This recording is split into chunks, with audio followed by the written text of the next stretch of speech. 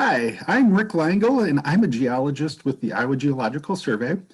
And I am delighted to talk today about my personal career being a geologist. And I guess we'll start here with a nice little slideshow.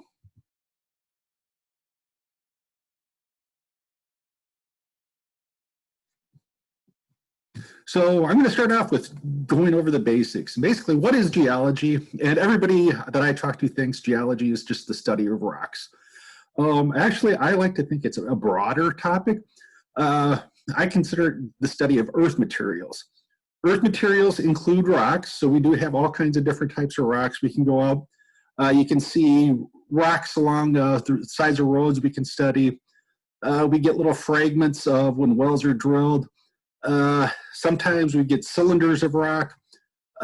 Yes, we study all of those, but geology also includes other things. We have 3 people on our staff that they study what we would consider sediment. So not as hard as rock, but it's earth material.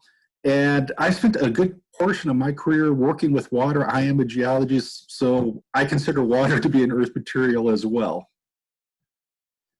So I work for the Iowa Geological Survey. The survey was founded in 1892, so we're over 125 years old. I did include our mission statement right now.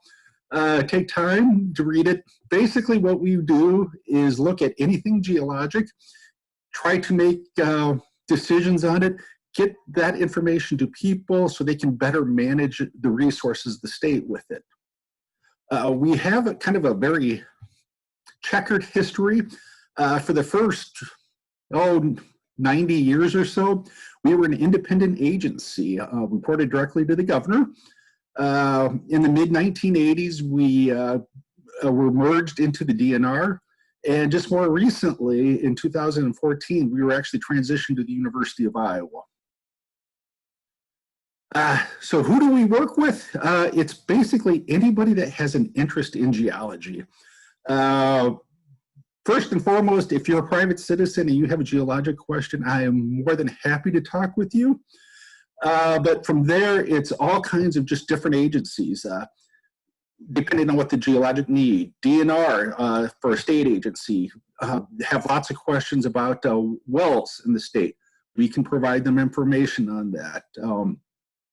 I do a lot of work with the United States Geological Survey on a bunch of different grants. They're interested in what our water levels are in the state. Their industries down here have questions about where can they get water. Cities have questions about where they can get water. So basically, anybody that's interested, we will work with. So being around for over 125 years, we have basically studied the geology consistently in the state. You can see here that through time, we look at the bedrock, we look at the rocks, we try to make continuous improvements. So this is what we thought the geology of the state was in 1914. Well, by 1969, we were able to improve it. 1998, we've improved it some more. We keep adjusting as we get more data. We like to keep things current. The reason we study that stuff is because the geology impacts other things. So aquifers, the state is underlined by all kinds of aquifers. That's where a lot of citizens in the state get their water from. So by studying the geology, we will figure out what's going on with the aquifers in those areas. And so we'll be able to help more people that way. Again, over 125 years, it's just not looking at bedrock geology over and over again. We do get some special studies from time to time. In the 100 years ago, coal mining was a huge industry in the state. So for a long period of time, we were devoted to studying coal resources. Unfortunately, Iowa coal has too much sulfur to burn, so you can't use it anymore. So basically, all coal mining in the state has stopped. But what's happening is these old mines that were underground are collapsing, and they're leaving depressions on the land surface.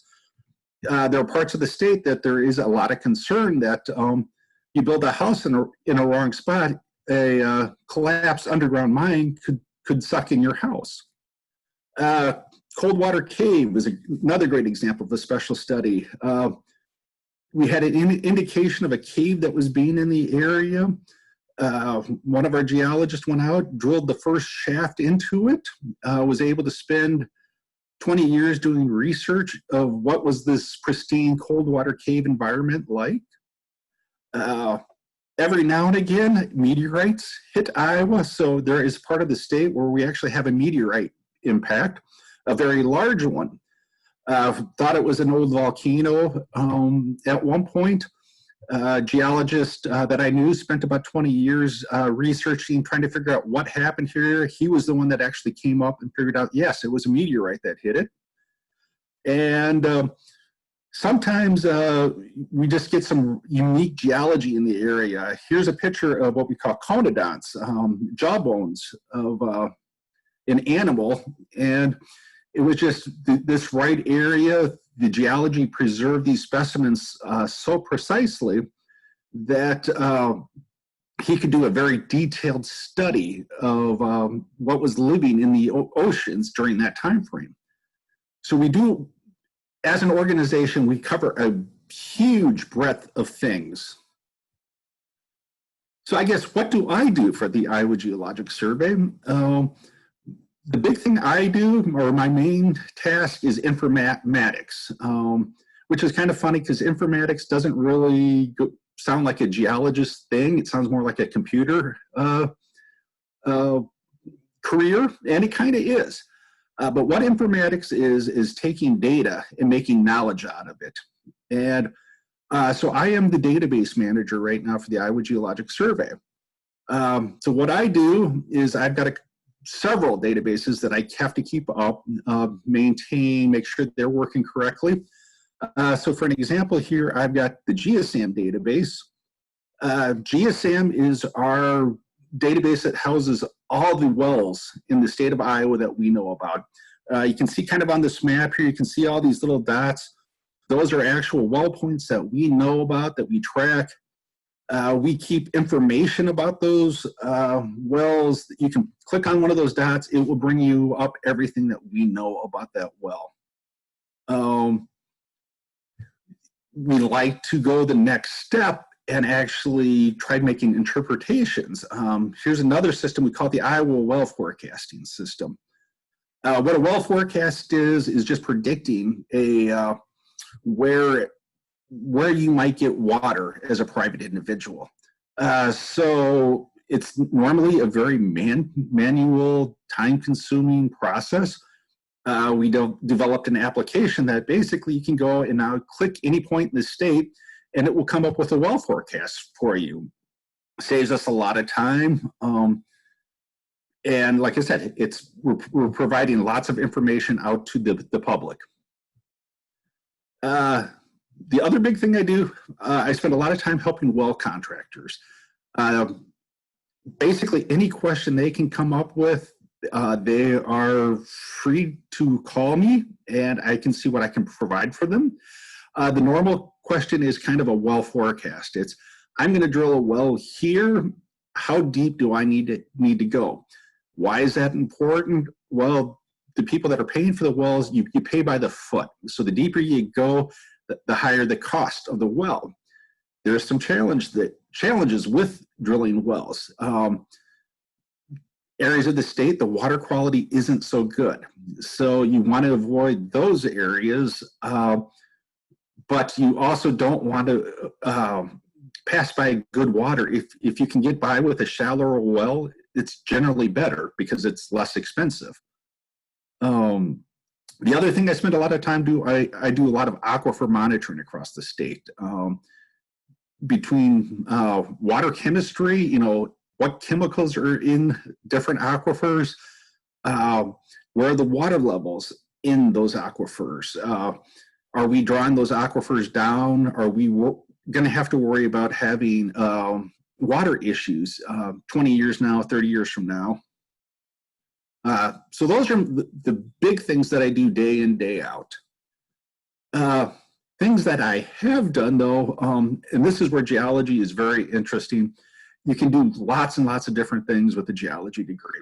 So just to kind of give you a quick overview, I started out, yes, these are well samples here. There's a process that we have to clean them up and look at them. So my first job was actually cleaning up the samples and looking at them.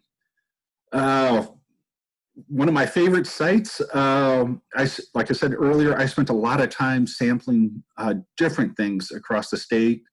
This just happens to be a cold water trout stream that I spent 3 years sampling.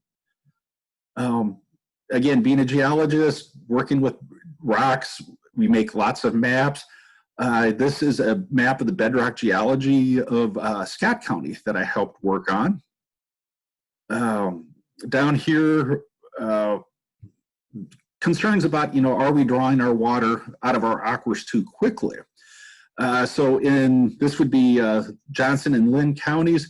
We had a study where we looked at how fast water is being withdrawn from those aquifers, trying to predict, okay, how much water is going to be left in 30 years. And this is one of the maps that we derived from that project. And then there's always kind of the fun, outreach, kind of public engagement, teaching side of things. This is actually me teaching the basics of aquifers to a bunch of fifth graders. So there's lots and lots of things that you can do with a geology degree. Very exciting. So things I love about my career, the diversity of work.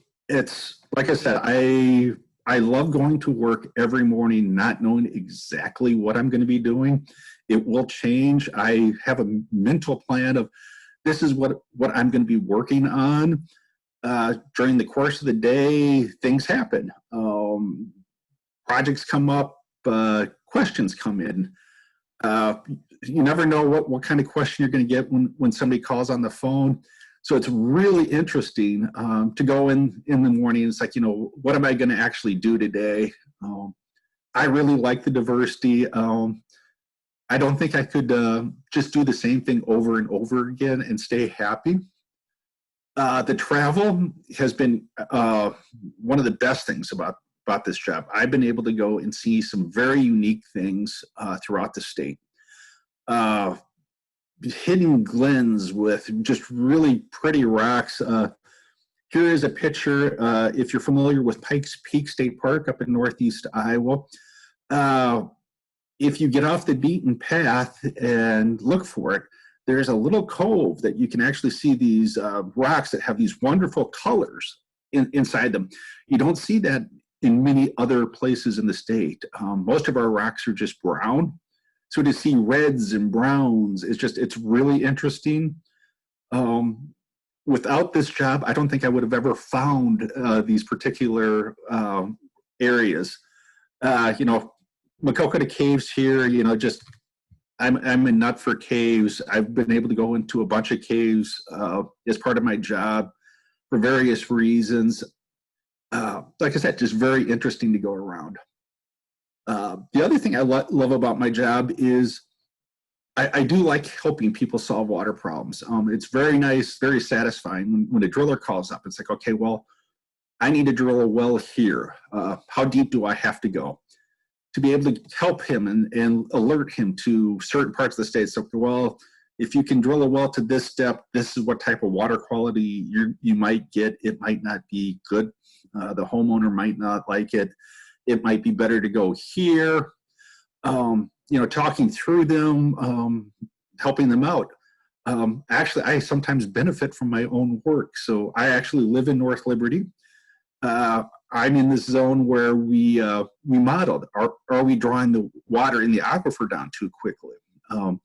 So as part of the project, I'm working on a group. We're looking at how fast we're withdrawing water.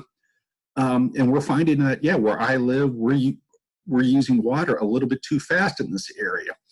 It was kind of nice to go back to the cities then and say, hey, this aquifer is drying up. you have to be prepared to make some changes, because otherwise, 40 years down the line, you're going to have some serious headaches. Challenges with the job. Big headaches for me are IT and budgets, limit access to the technology I can use for the informatics side.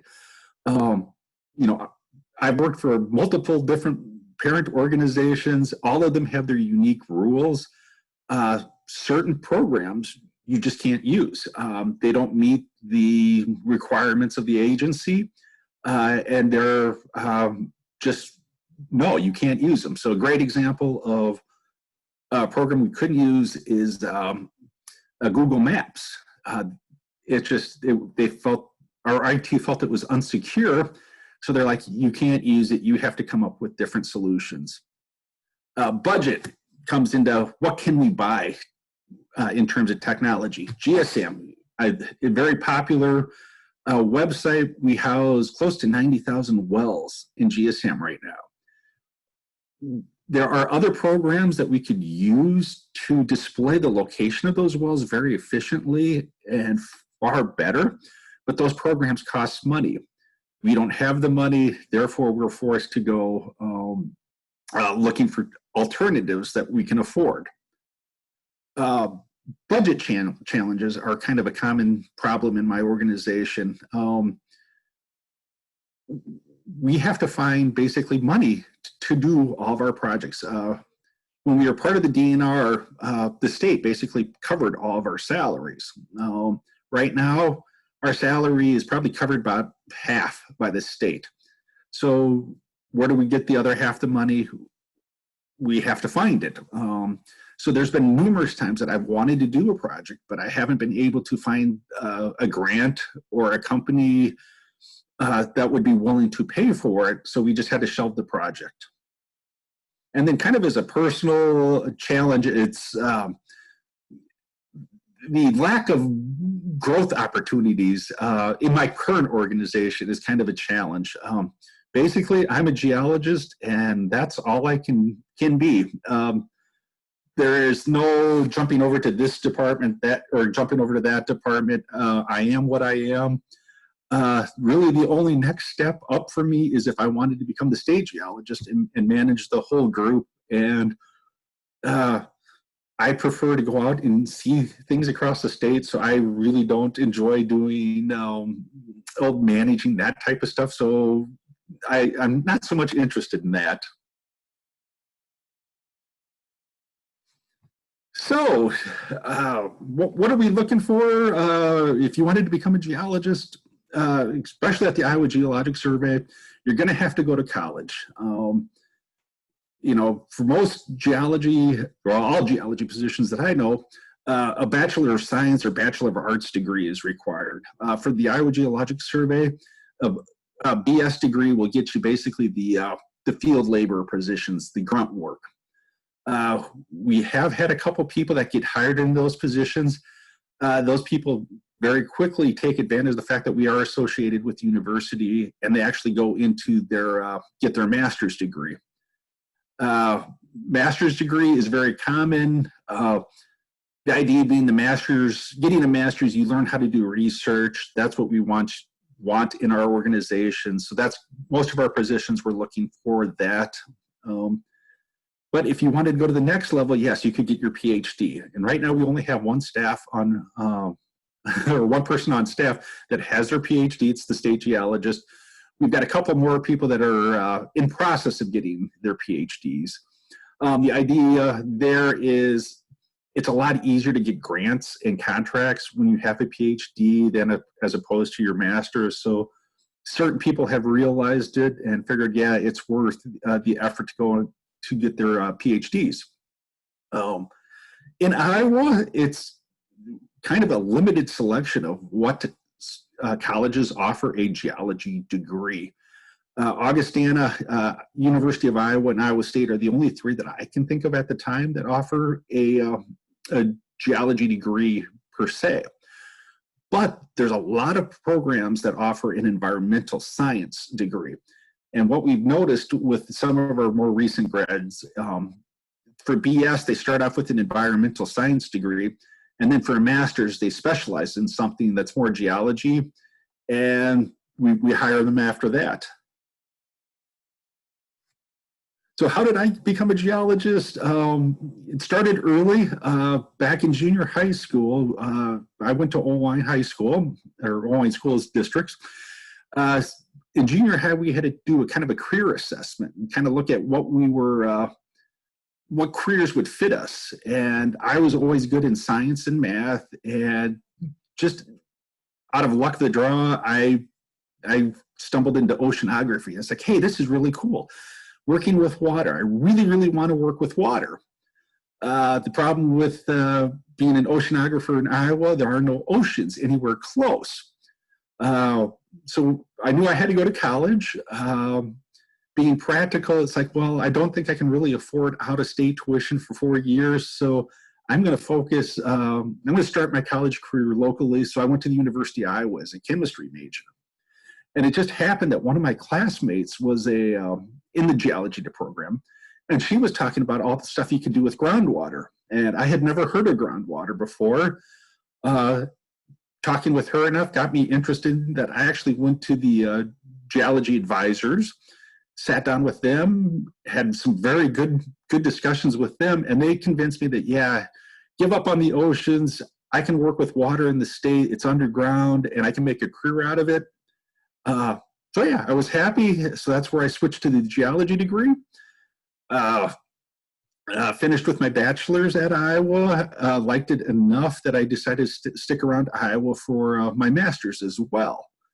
My master's, I actually worked on stream bank erosion, trying to come up with ways to prevent it. But while I was working for on my master's, I was also needed money. So I was able to get a job at the survey as a student employee. And basically all I did was prep the samples for them. Did that for about 1.5 years, graduated, moved on. Couldn't find a lot of geology jobs in the area, so I was kind of doing computerish stuff for different companies. As it happens, my old supervisor when I was a student retired. His position became available in the Iowa Geological Survey. So I was applied and got that position. So basically started out entering just drill records and supervising students that were doing my old student job. And then just over the course of the years, it was different positions opened up because people retiring or new opportunities were created. And so I just kind of bounced my way from project to project and have basically ended up in where I am at now. So what can you do if you're interested in thinking geology is a career for you? The big thing is take as many STEM courses as you can. Geology is a very diverse degree. At the University of Iowa, I had to take calculus as a requirement. I also had to take chemistry and physics.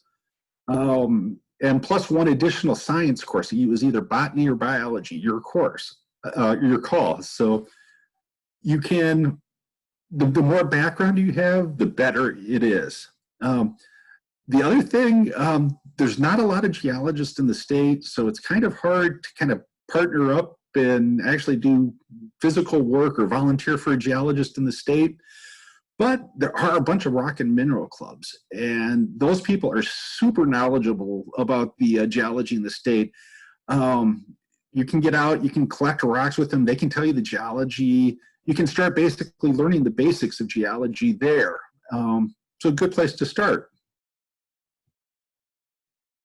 I guess I'll wrap up. If you don't become a geologist, I guess advice I would give you is just never stop learning.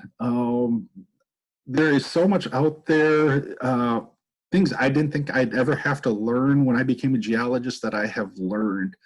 When I started, first thing in the door, one of my coworkers sat me down with a database. I had no idea what a database was at the time. He said, you're going to learn it because we need people to do databases. And that was this DBase program, which doesn't exist anymore. So working with him, I learned DBase, and actually it was by working with him, it's like he does really cool things with databases. I really wish I had his job. Ironically, when he retired, I took over his position. So, but by learning databases, I've had to learn 4 different databases in my tenure. Just all of them are different, all are kind of similar. But like I said, I had to learn, pick them up, learn how to program in them. Data analysis is a huge part of the job. We collect all kinds of data, especially like water chemistry in aquifers. Is it getting better? Is it worse? Well, there's a whole bunch of programs that we can use that can help analyze that data. This is Python, R, JUMP, basically different statistical programs or programs to help you manipulate data. Again, didn't know anything about those when I started. They're my current best friends. I do a lot of manipulations. They save me so much time. In fact, I just picked up Python this last year. I just working with people. Everybody was talking Python, how it was so easy and how it could save your time. I knew nothing about it. I figured, what the heck, I'm going to take classes. I've actually taken 2 classes now in Python, very familiar with it. I know I'm scratching the surface, but it's already saved me a lot of headaches. And then more software, GIS systems. We make lots and lots of maps.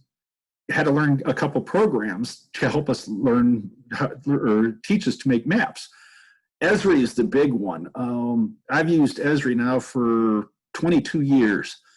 I only know a fraction of what's available in that system. And I think I'm a power user.